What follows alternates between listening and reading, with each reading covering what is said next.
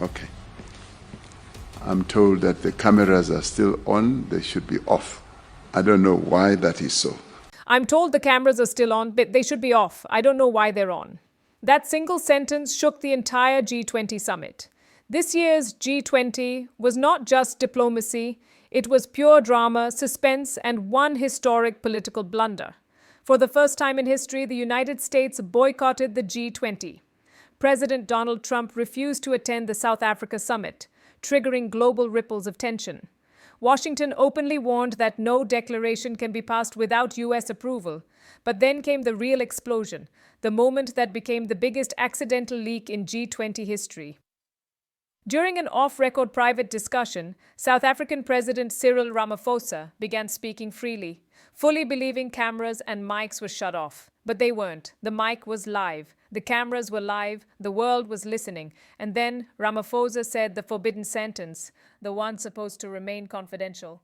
We are now ready to adopt the declaration. That one line confirmed the biggest secret of the summit. All G20 nations had already agreed on the final declaration. The U.S. was excluded from that decision. The G20 was moving forward without American approval, a political earthquake. As Ramaphosa continued, his foreign minister suddenly looked uneasy, staring at the cameras again and again.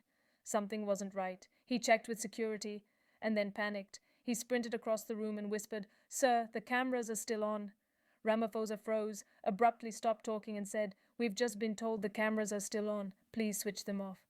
But it was too late. The leak had already gone global. Why was this leak a massive political bombshell? Because the U.S. wanted to block the declaration and expected South Africa to obey. Washington believed nothing should pass without America's consent. But the slip-up exposed the truth. G20 can act without the United States. The declaration was already approved unanimously. South Africa had just executed one of the biggest diplomatic wins in years. Whether the cameras were left on by accident or a political rival, the message to the world became crystal clear. The G20 is no longer dependent on a single superpower. This moment will go down in history. The first G20 boycott by the United States, South Africa's biggest diplomatic victory, and a hot mic leak that revealed the secret the world wasn't supposed to hear. One accidental sentence, one forgotten camera, and the entire balance of global power suddenly looked different.